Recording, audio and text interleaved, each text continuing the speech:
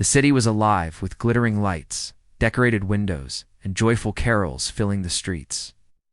On Christmas Eve, every corner seemed to shimmer with the warmth of the season.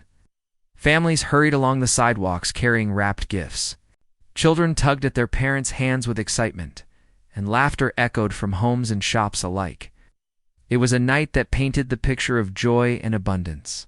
Yet amid all the grandeur of celebration, there existed corners of the city hidden in shadows, places where poverty clung tightly and joy seemed far away.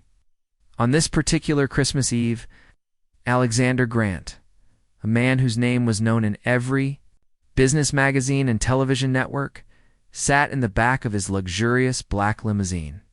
Alexander was one of the wealthiest men in the country, a billionaire who had built his empire from technology and finance. His wealth afforded him private jets, sprawling estates, priceless art, and everything else money could buy. To most of the world, Alexander's life seemed perfect, almost untouchable. Yet despite all his riches, he carried an emptiness he seldom admitted to anyone. He had no family waiting for him at home, no children to unwrap gifts with, no one to laugh with. By the fireplace, his mansion would be silent that night, as it had been for many years. His driver turned onto a quieter street, away from the bright shopping districts, when something unusual caught Alexander's sharp eyes. He leaned slightly forward, his attention fixed outside the tinted glass. There, near a row of overflowing trash bins, was a small figure moving carefully, almost desperately. The flickering street lamp revealed it was a young black girl, no older than 10 or 11. She was digging through the trash, her little hands pulling out discarded paper bags, half-eaten food, and crushed soda cans. Her thin coat hung loosely. On her frame, clearly too small and not nearly warm enough for the freezing December night. Alexander blinked. It's uncertain if what he saw was real. Children her age should have been indoors, laughing by the Christmas tree or waiting eagerly for Santa. Yet here she was, scavenging through garbage on Christmas Eve. A strange heaviness filled his chest. He tapped on the glass. "Stop the car," Alexander instructed his driver. The limousine eased to a halt. For a moment, Alexander hesitated. He was not a man who usually stepped out of his cocoon of wealth to involve himself in the lives of strangers. But something about the sight of the girl tugged at him in a way he couldn't explain. Slowly he opened the door and stepped onto the cold pavement.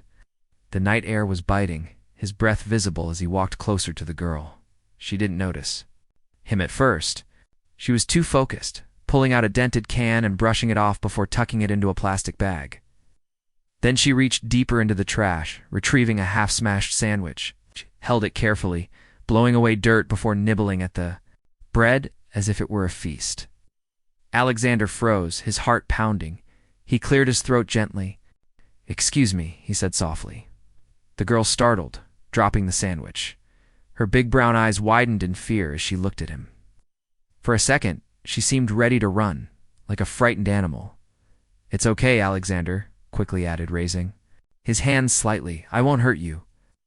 The girl hesitated, studying him. His expensive coat and polished shoes clearly didn't belong to this part of the city. She clutched her plastic bag tightly as though he might take it away. What are you doing out here?" Alexander asked carefully. She didn't answer at first. Then, in a soft, trembling voice, she said, "Looking for food?" Those 3 words hit him harder than any business failure ever had. "Looking for food? On Christmas Eve? What's your name?" he asked gently. The girl glanced down, then back at him. "Naomi," she whispered. "Naomi," Alexander repeated, almost tasting the sadness in the name. "Where's your family?" Looked away, her lips trembling. "It's just me and Mama. She's sick. I needed to find something, anything." Her words sliced through Alexander like a knife. He stood there, momentarily speechless. The billionaire who could buy anything suddenly felt powerless in front of a hungry child. "Searching through trash? Do you live nearby?" he asked softly. Naomi nodded, pointing toward a rundown apartment building a block away. Its windows were cracked, and the paint peeled away like old paper. Alexander's instinct was immediate. "Come with me," he said. Naomi stepped back. "No, I don't know you." Her fear was natural, and Alexander respected it. He knelt down slightly, bringing himself to her eye level. "You're right not to trust strangers, but I promise I just want to help. Maybe I could meet your mama. Would that be okay?" Naomi bit her lip, uncertain. After a long pause, she nodded slowly. "Okay, but don't be mean to Mama." "I won't," Alexander assured her. They walked together to the shabby apartment building. Alexander noticed how Naomi's shoes had holes, how her hands were red from the cold. His heart felt heavier with each step. Inside, the hallway smelled of dampness and neglect. Naomi led him up a narrow flight of stairs to a small unit. She unlocked the door with a shaky key and pushed it open. The sight inside made Alexander's chest tighten. The apartment was dimly lit by a single bulb. The furniture was worn, and blankets covered the windows to keep out the cold.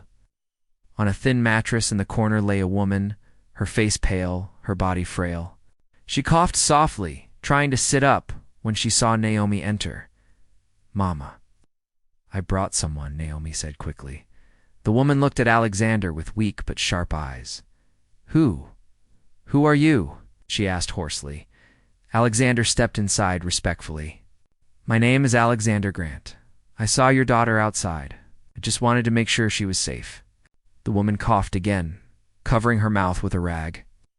"I'm sorry you saw her like that. We're going through hard times." Alexander could see that clearly. There was hardly any food in the kitchen, just a few cans on the shelf. The air was cold, the heater obviously broken. "Please," the woman whispered, "don't call anyone. They'll take her away from me. She's all I have." Something shifted inside Alexander in that moment. All his life, he had measured success in numbers, profits, and deals.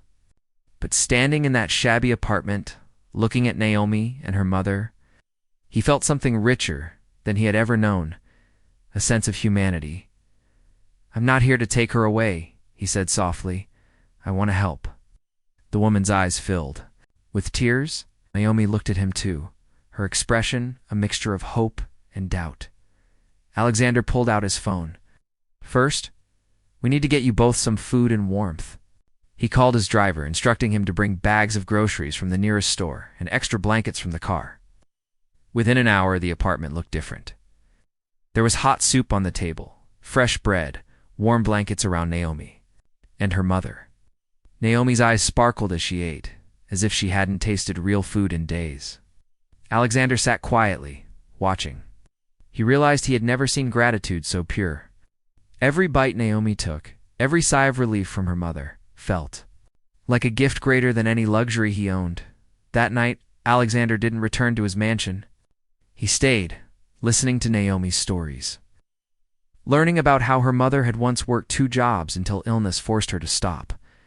He heard about how Naomi tried to help by collecting cans for coins, how they sometimes went days with little to eat.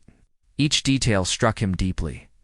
For the first time in years, Alexander felt something stirring inside, a sense of purpose beyond money. He knew then that his life had to change.